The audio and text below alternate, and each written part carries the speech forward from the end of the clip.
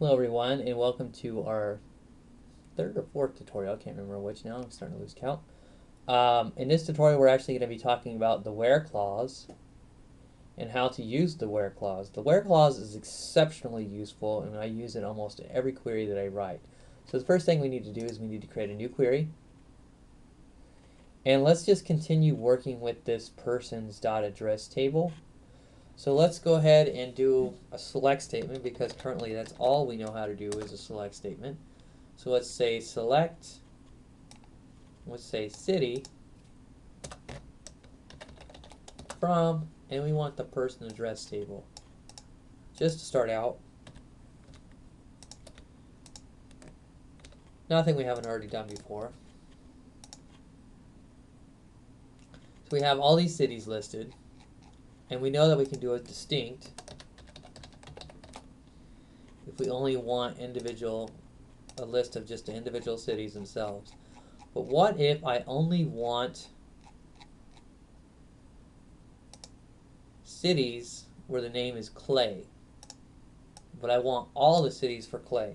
Like I want all the records for Clay. So what we need to use here is we need to use our where clause. So we're going to say where city equals, and this allows me to type in anything right here. I can type, this allows me to type in a string value is what it's saying. So I can either, so I'm going to type in Clay. So wherever our cities equal this word or this statement or this value, that's the records that we're going to pull back. Now, we didn't get back everything. So let's do this. Let's get back everything so we can see what's going on here. So what you can do, the easiest way is just simply say, click on the columns and say select all those. And I like to format my things nice and neatly. So now let's rerun our statement here. So there's only 2 records for the city Clay.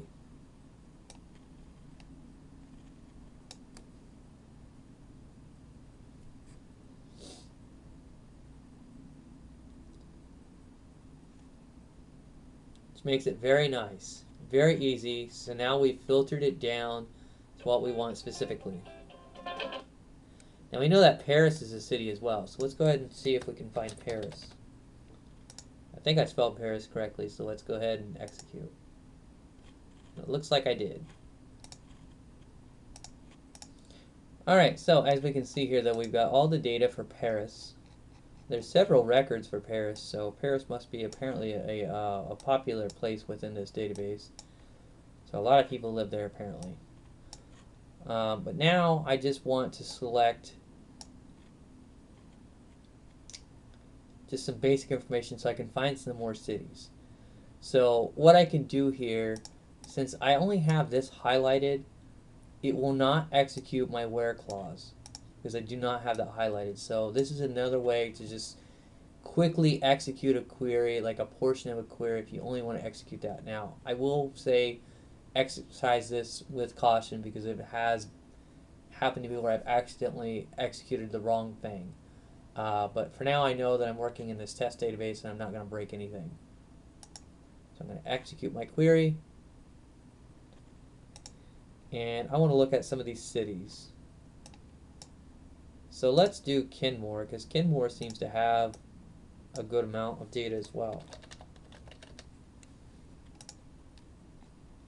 So let's try that. So now we got all the Kenmores. There apparently only seems to be 13 records that are for Kenmore. Alright, so go ahead and practice using the where clause, and you can use it with other things too, like such as the address ID. In fact, let's go ahead and go over that real quickly too. We were talking about distinctly only getting records. So I want to only get this address. I only want to get this address ID or this record. So I can say I only want to get record 32511.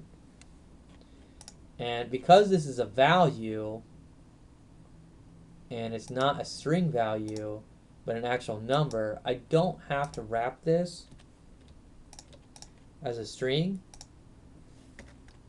because it's an actual number and it'll work just fine. But we can set it as a string and it should execute as well. There's not really any difference. However, best practices would dictate that if it's a value or a number of some sort, do it this way versus setting it to a string.